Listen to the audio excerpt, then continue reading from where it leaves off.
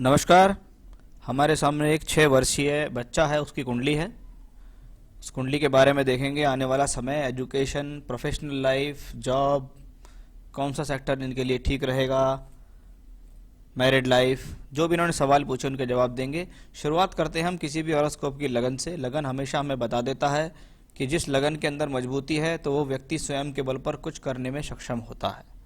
कितना कैपेबल है व्यक्ति वो आपका लगन बताएगा। ये कुंडली धनु लगन की कुंडली है और धनु लगन में मंगल है।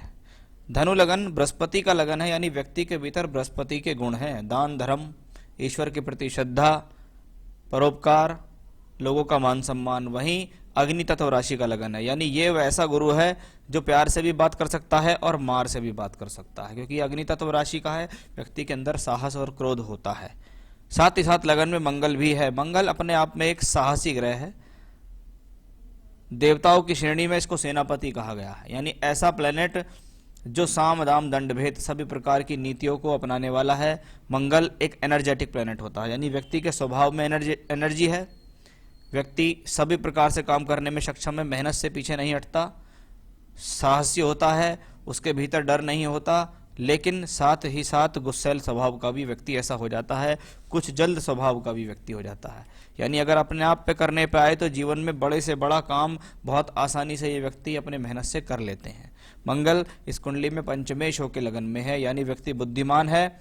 ये कॉम्बिनेशन एजुकेशन के लिए भी अच्छा है, यानी स्वयं के बल पर एक अच्छी एजुकेशन देने वाला प्लेनेट है मंगल। यहाँ बृहस्पति की राशि में, अग्नि तत्व राशि में, अग्नि तत्व प्लेनेट केतु के नक्षत्र में बैठा हुआ है और केतु यहाँ बृहस्पति की राशि में है और बृहस्पति यहाँ, यानी कहीं ना कहीं व्यक्ति की एजुकेशन में नॉन टेक्निकल एजुकेशन ऐड होगी। संभवतः वो एजुकेशन बाद में जाके किसी प्रकार से मैनेजमेंट से संबंधित शिक्षा के भीतर भी अवश्य जाएगी। ये प्योरली टेक्निकल एजुकेशन की हॉरोस्कोप नहीं नजर आ रही है। तो लग्नेश है, बृहस्पति अष्टम में है। लग्नेश कहीं भी बैठ जाए वो सभी स्थान अच्छे होते हैं। लग्नेश अष्टम में गया, आयु के लिए अच्छा, स्वास्थ्य के लिए अच्छा हो जाता है, लॉन्जिटिविटी ठीक दे देता है, घर परिवार से सहयोग दे देगा, पैतृक संपत्ति दे देगा। लेकिन बृहस्पति जब जब अष्टम भाव में आता है तो वो बृहस्पति को प्रॉब्लम होती है। अष्टम भाव को उससे कोई प्रॉब्लम नहीं है, उसके घर में तो एक अच्छा व्यक्ति आया हुआ है। यहाँ बृहस्पति जब छठे अष्टम भाव में हो तो वो धन भाव को देखता है, यानी पैसे के लिए अच्छा है। वहीं ये वाणी के लिए और खान पीने के लिए भी जाना जाता है। और बृहस्पति एकमात्र ऐसा ग्रह है जिसको कहा जाता है पेटू ग्रह।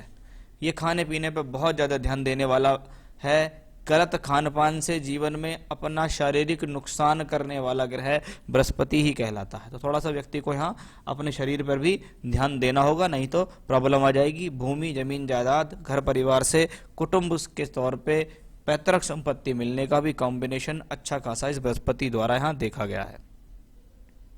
बात करते हैं 11वें घर में। 11वां घर लाभ का घर, सोर्स ऑफ इनकम का घर है, प्राप्तियों का घर है। आप जीवन में कितना क्या कमा रहे हैं उसका घर कहलाता है। अब पहले है 11वें घर में बैठे शनि। शनि है उच्च के, धन भाव, कुटुंब भाव, घर से परिवार से पैसा दिलाने वाला प्लेनेट है, घर के अंदर सुख समृद्धि कराने वाला प्लेनेट है। तृतीयेश भी है, स्थान परिवर्तन करके दूर के लोगों से जुड़कर यात्राएं करके जीवन में तरक्की दिलाने वाला प्लेनेट शनि है, जो कि एकादश भाव में बैठा है उच्च का होकर, और शनि की तीसरी दृष्टि लगन पे है। शनि का संबंध लग्न से अगर आए तो व्यक्ति से मेहनत कराता है। व्यक्ति को हो सकता है किसी चीज़ की प्राप्तियां जो भी होंगी वो थोड़ी डिले करके देता है, लेकिन अच्छे तौर पे देता है। वहीं साथ में सूर्य भाग्येश है। भाग्य का मालिक 9th हाउस में का लॉर्ड, यानी 9वें घर का मालिक बैठा है एकादश भाव में, यानी नवम, एकादश और द्वितीय का बहुत सुंदर धनयोग बना हुआ है इस कुंडली के अंदर। ये व्यक्ति के ऊपर लक्ष्मी की कृपा देता है। जीवन पर्यंत व्यक्ति को पैसे की समस्या नहीं देता। पैसे से संबंधित कार्य जीवन में होते रहते हैं। किसी भी प्रकार की कोई जरूरत पड़े लेकिन धन उसके पास अवश्य होता है। स्वयं के बल पर भी अर्जित करेगा, घर परिवार से भी मिलेगा, क्योंकि साथ में वहां शुक्र भी है। अब शुक्र और शनि देखा जाए तो दोनों ही सूर्य का नीच भंग राजयोग कर रहे हैं। सूर्य हैं नीच के हैं तो शुरुआती तौर पर पिता के साथ कुछ संबंधों में खटास आती है, लेकिन बाद में स्थितियां ठीक हो जाती हैं। कभी कभी ऐसी स्थितियां, क्योंकि यहाँ भाग्य स्थान, लाभ स्थान, धन भाव सभी का संबंध एकादश से है, तो ऐसे व्यक्ति जीवन में स्वयं का अच्छा व्यवसाय करने में भी सक्षम होते हैं। घर परिवार में चल रहा हुआ कोई काम, कोई पहले से व्यवसाय होता आता हो, उसको भी संभालने की स्थितियां ऐसे लोगों के साथ देखी गई हैं। तो ये अपने आप में बहुत सुंदर योग यहाँ बना। बात आती है दशम भाव कर्म स्थान में बैठे राहु, बुध और चंद्रमा की। बुध दशमेश होकर दशम में है, वक्री है, चेष्टा बली ग्रह कहलाता है। यदि व्यक्ति के भीतर खोजबीन की प्रवृत्ति है, व्यक्ति कुछ न कुछ किसी न किसी प्रकार के उलझन में पड़ा रहता है, लेकिन वो राहु के बहुत ज़्यादा क्लोज है, 24 डिग्री का बुध है, 25 डिग्री का राहु है, तो ये भ्रमित होने से बचना चाहिए। अपनी प्रोफेशनल लाइफ पे ध्यान देना चाहिए कि मुझे कब क्या करना है, उसके लिए ये स्थिति देखी जाती है। तो कॉम्बिनेशंस तो अपने आप में बेहतर है। अष्टमेश चंद्रमा का दशम में होना थोड़ा प्रोफेशनल लाइफ में प्रॉब्लम तो देता है। शुरुआती प्रोफेशनल लाइफ को क्रिएट करने या अपने स्वयं के बल पर कुछ खड़ा करने के लिए व्यक्ति को समस्याओं का सामना करना पड़ता है, लेकिन अंततः वो उस काम को कर ही लेता है। तो ये स्थिति अपने आप में यहाँ ठीक है। ये दशमांश कुंडली है। दशमांश कुंडली प्रोफेशनल लाइफ के लिए देखी जाती है। यहाँ भी देखेगा शुक्र दशम का मालिक होकर थर्ड हाउस में टूर से, ट्रैवलिंग से, यात्राओं से, स्थान परिवर्तन करके दूर स्थानों से संपर्क साधकर जीवन में तरक्की देने वाला ये प्लेनेट है। ये आपको इस प्रकार के कार्यों से ही जीवन में तरक्की देगा।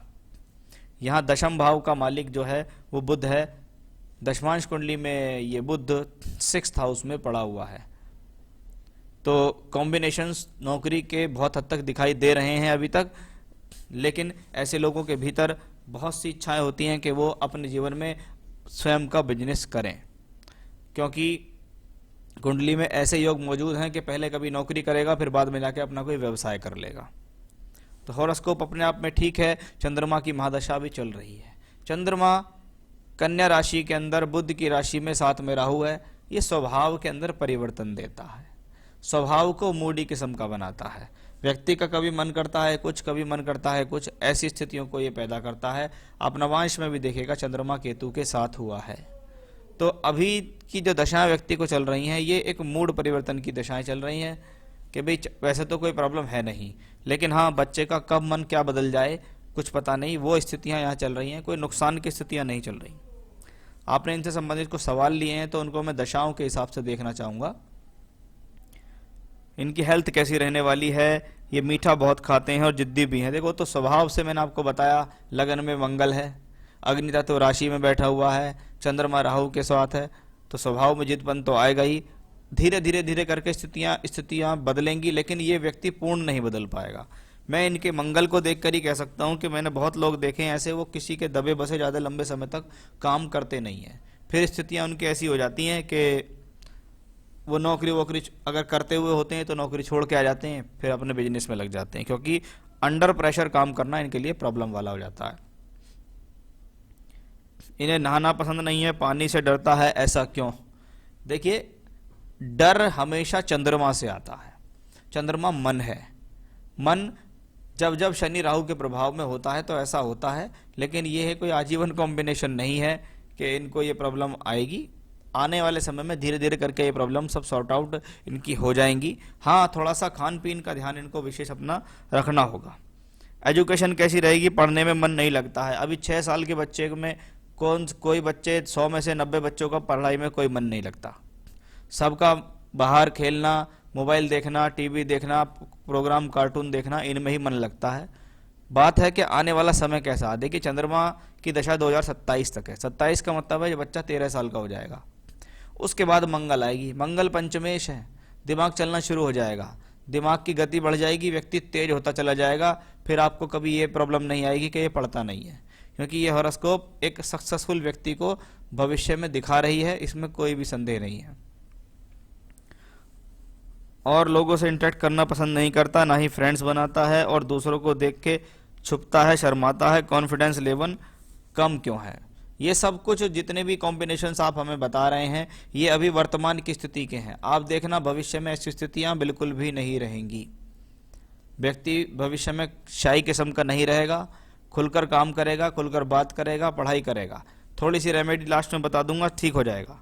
इसका फ्यूचर कैसा है, आगे की लाइफ कैसी है, किस फील्ड में इसकी प्रोग्रेस है, वो भी मैंने आपको बता दिया कि एक नॉन टेक्निकल फील्ड ज़्यादा दिखाई दे रहा है। शुरुआती तौर पे ऐसा लगता है कि व्यक्ति गणित की तरफ या जो पीसीएम होता है या कॉमर्स साइड का मैथ होता है उस तरफ चला जाएगा, लेकिन बाद में एजुकेशन में एकदम से चेंज आ जाएगा, एजुकेशन जो है वो नॉन टेक्निकल हो जाएगी, मैनेजमेंट की तरफ जाती चली दिखाई देगी। लेकिन हाँ, एजुकेशन अच्छी है। इनकम कैसी रहेगी, ये बहुत बड़ा सवाल है। इसको सिर्फ इतना ही छोड़ देते हैं कि हाँ, आगे भविष्य में अच्छी स्थिति दिखती है। इसकी मदर से इसके रिलेशन कैसे रहेंगे, मदर से ठीक है, लेकिन फादर के साथ कुछ ज़्यादा अच्छा दिखता नहीं है अभी। क्या ये अपनी मदर को सपोर्ट करेगा, वैल्यू देगा? बिल्कुल देगा। इसके फादर और ददियाल वालों से कैसे रिलेशन रहेंगे? फादर से थोड़ी सी प्रॉब्लम रहेगी, लेकिन बाद में स्थितियाँ ठीक होती चली जाएंगी जैसे जैसे बड़े होंगे। किसकी तरफ ज़्यादा झुकाव रहेगा, मदर या फादर? मदर की तरफ ज़्यादा झुकाव रहेगा इनका।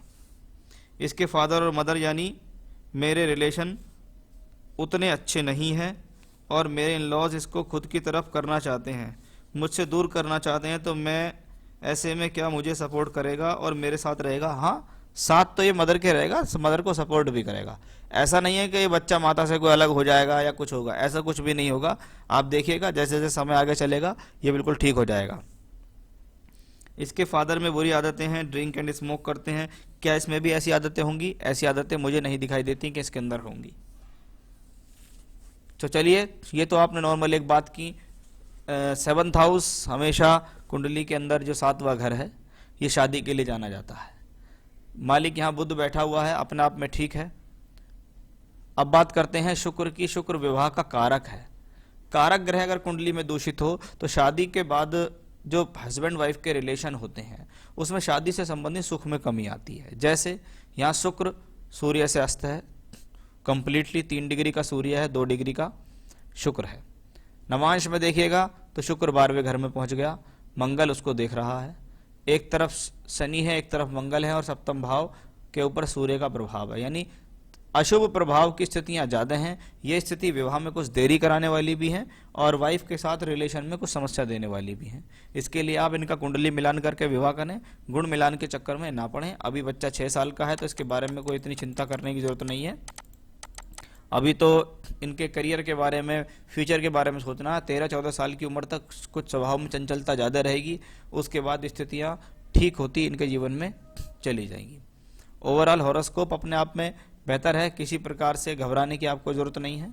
जो भी स्थितियाँ वर्तमान में चलती हैं उन सबसे कैसे पार पाया जाए, उसके लिए सबसे बढ़िया है कि लगन में मंगल हैं। इसलिए कहीं ना कहीं हनुमान जी की ब्लेसिंग्स व्यक्ति को मिलती रही है, भविष्य में भी मिलेगी। और उनको कहिएगा कि वो हनुमान जी को अपना आराध्य देव बनाते हुए जीवन में उनकी पूजा पाठ करें। यानी ऐसे बच्चे को आदत डालो, मंगलवार के दिन हनुमान मंदिर ले जाओ, प्रसाद चढ़वाओ, रोजाना हनुमान चालीसा का पाठ करवाओ, सोमवार को मंदिर पे जा सके शिवलिंग पे जल चढ़वाइएगा इनसे।